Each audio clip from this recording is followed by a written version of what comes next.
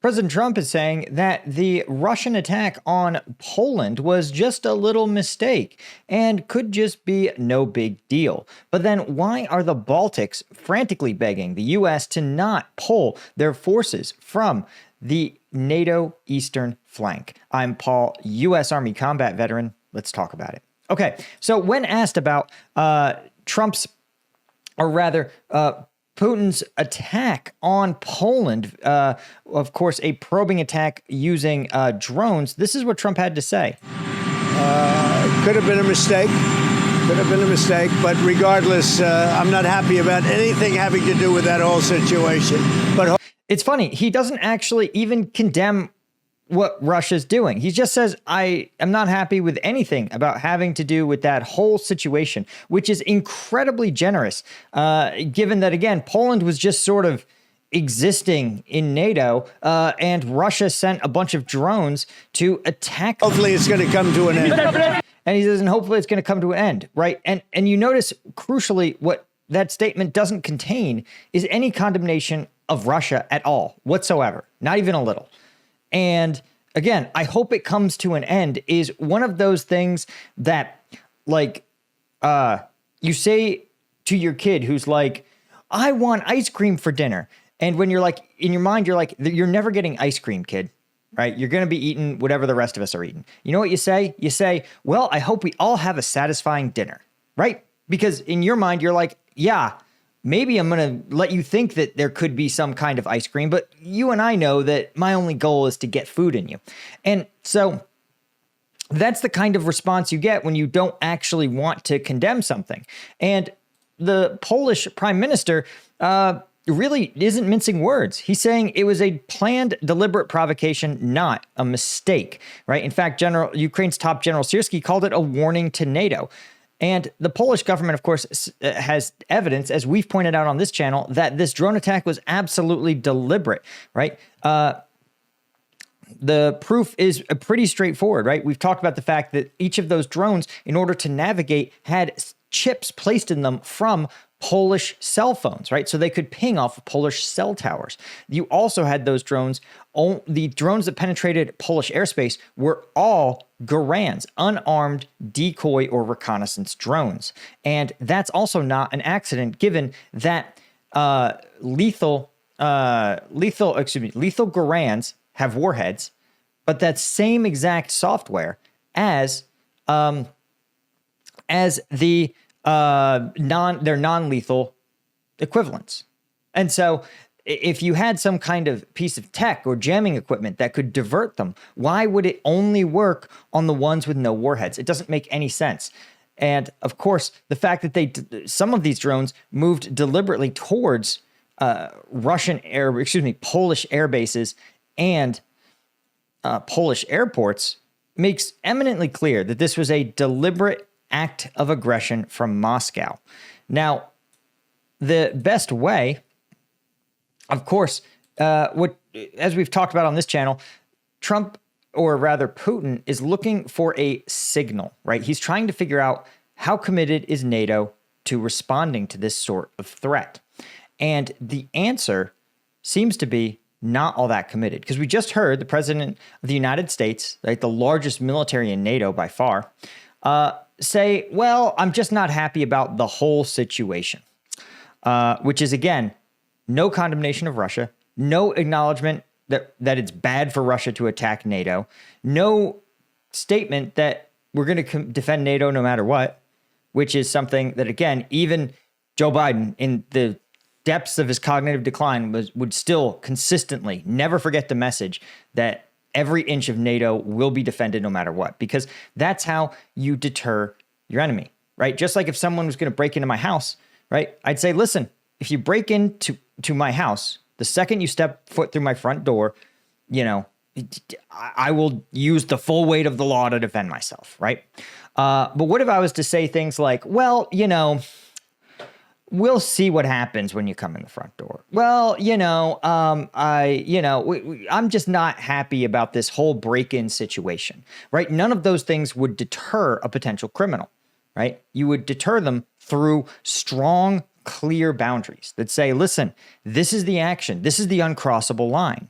The problem is that Trump has never signaled that. And now Russia's saying, let's see. Let's just see if we can cross this line and what'll happen. This is the equivalent of someone breaking into your house, unlocking the front door and going, let's just step in the foyer and just see. Right? We won't even bring gloves. We won't bring a mask. We'll pretend to be salespeople. We'll say, we just let ourselves in. Oh, sorry. Right?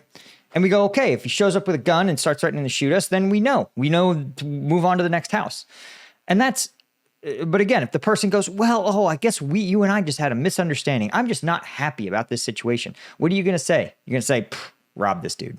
And that seems to be what Putin is doing. And even worse, Trump seems to be actually removing the locks from his safe, from NATO's doors, right? Lawmakers from the 3 Baltic nations bordering Russia begged the U.S. Congress on Thursday to reject a proposal by President Trump that would slash $200 million a year in defense spending from the region, right? In this region, if America goes out, Russia comes in, said Lithuania's former ambassador to the United States, one of 36 legislators from the Baltics signing a joint letter asking for the Baltic Security Initiative program to be maintained. The program cuts funding as Trump pursues what he calls his America First foreign policy. Now, I want to bear in mind that it says that, it's supporting the country's defense investments, but this is not true. This is where we give them money and we tell them, listen, Baltics, this is a coupon, and it spends only with U.S. defense contractors, right? And so even the Republican-controlled Congress said, quote, the Pentagon's punishment of the Baltics is highly illogical, right? He said, we were the first to stop buying Russian gas. We've been top spenders on defense to support Ukraine. And this is fascinating because this has been one of President Trump's signature issues on NATO, one in which I think he's actually correct, that NATO countries consistently underperform their mandatory NATO defense spending. They spend virtually nothing on defense relative to the United States, right? So for context, we spend about 3.5% of our GDP on defense, but the Baltics all spend 4 and 5%. So they are like, hey, we did the right thing, guys. We stopped buying Russian gas. We spend a ton on our defense, right? And, we need your help. We're still small countries. And as they point out, each dollar that is spent on BSI immediately returns $3 for the U.S. defense industry because we are co-financing the procurement and we're putting our own money into it, right? So we spend $3 in taxes. And what do you think how many taxes did the U.S. government collect again on defense contractor spending? Because remember, when Lockheed Martin does well, right? Lockheed Martin employees pay federal taxes. Lockheed Martin pays corporate taxes. Then all the shareholders, anyone who's made profits as a Lockheed Martin shareholder, is also going to pay taxes on those capital gains. So the U.S. government probably gets most of that back. And look at the numbers. You may notice that it's literally $100 million. For context, we've given Ukraine something in the magnitude of $100 billion plus. So we're talking about a program that is smaller than USAID, smaller than things like the U.S. Institute of Peace. They're tiny, tiny, tiny programs. And what is Putin going to interpret this as? And this is the real fear the Baltics have. This is not because the Baltics can't gin up $200 million a year, right? The EU could step in, NATO could step in. What the Baltics fear is that this is a signal, right? And Putin, remember, does not believe in words. He believes in actions. Words are lies that the governments tell to their public. That is the Soviet mentality. That is the Russian mentality. And so what this is signaling, though, this is an action. And what this action tells Vladimir Putin is that, hey, despite you invading the Baltics neighboring states, despite you attacking Poland with drones, despite all of this, we are going to actually begin to yield NATO countries. We're going to give you a little wink and a nod. It's the equivalent of me telling that thief, hey, my front door, I took the lock off it. Just, it was getting expensive. It was kind of annoying me. What is it that thief going to say? He's going to go, oh, Oh, you took the lock off your front door? You go, yeah, just, it was such a pain to use that key every time. It was like getting sticky. I'm trying to focus on like a bedroom first mentality. And he's going to go, huh? And you're letting me know? He goes, yeah. I'm just telling everybody. Thief's going to go, huh? Okay, cool. I hear you. And that message is going to be clear. We aren't interested in defending the Baltics. We're not interested in sticking up for NATO. Again, this is the U.S. equivalent. Like if you're talking about a household that makes $100,000, the U.S. spends the equivalent of a few pennies on this program. But what's crucial, again, removing the lock is not something a thief with a crowbar could get through a lock. It's not the existence of the lock, but that signal is crucial. It's a clear message to Putin that the U.S., we're not that interested in defending the Baltics. It's not that big a problem. And we always talk, Putin understands force, and he thinks that's the message he's going to get from this. And it might be the true message, right?